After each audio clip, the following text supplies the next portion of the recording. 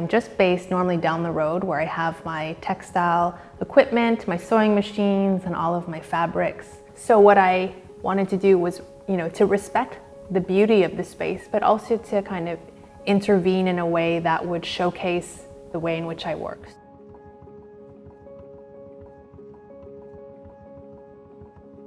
A labyrinth has only one entry point and one exit point, and it's meant to be more of a meditative or a spiritual journey.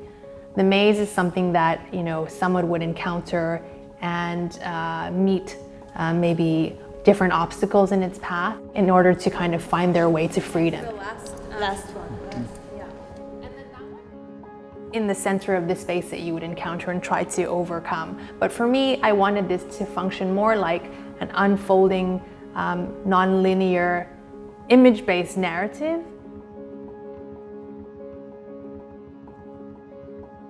Every community has a history of oral storytelling, written stories, mythologies, folklore, folk clothing, traditions for certain archetypes within society, or how they're used in parables or folk tales or mythology, really as ways to explore the human condition and tell stories about ourselves.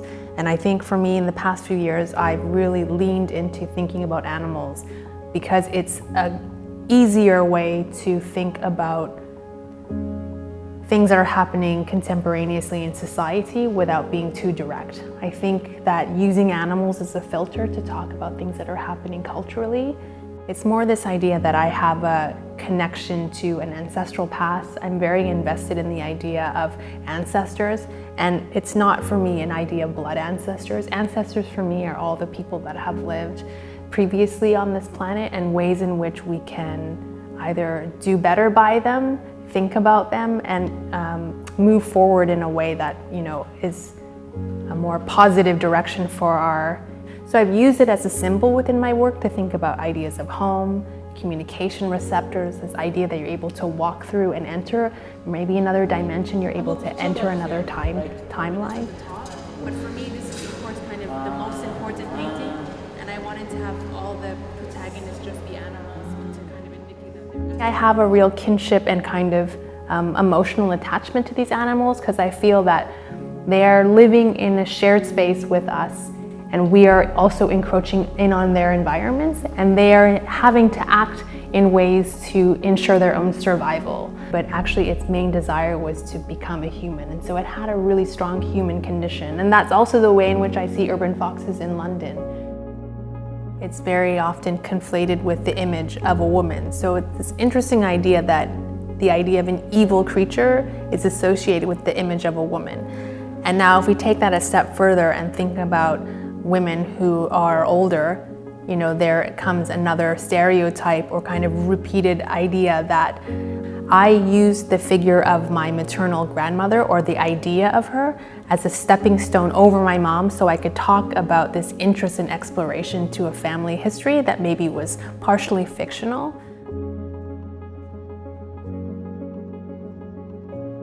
From a human perspective, to think about the worlds in which lots of other beings are inhabiting that actually have nothing to do with us at the center, because in many ways the way in which we live our lives and construct our societies are us in the middle, and everything else is kind of circumnavigating that or below us in terms of importance.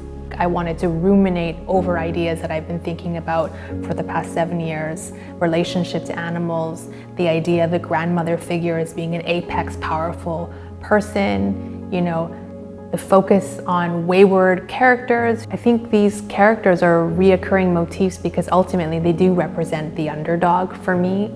They become signs or symbols for persons that are considered waywardly and unmanageable and uncontrolled, and ultimately kind of transgressing against societal norms. And so, there's a much larger complex kind of narrative around that. But my stumbling upon this person, was quite significant to me, and I was very much interested in the idea of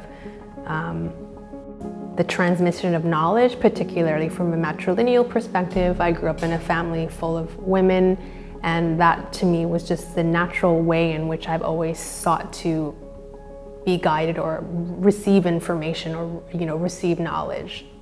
I'm also interested in kind of, women who are older that are also wild. For me, that's really interesting. And again, this conflation of the relationship between animals who are maligned in that way. Words that might seem pejorative that we would attribute to creatures that we think of as beastly. What does it mean to be a beast, right? Especially like animals or characters that again stray from what we consider within the majority of society to be acting correctly. So the idea of being like a heathen or a beast is basically not to be following the status quo of the religious belief that is in the place of power, for example.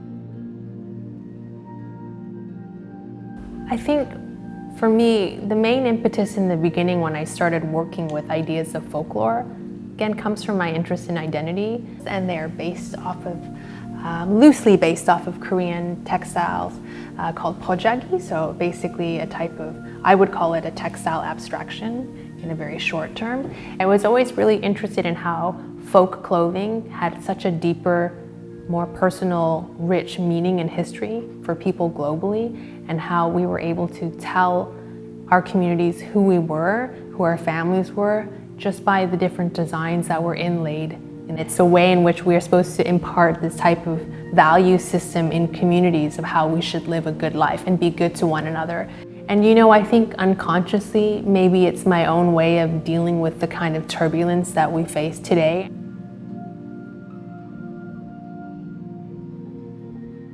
Nine tails, tall tales, trickster, mongrel, beast, undulating titles.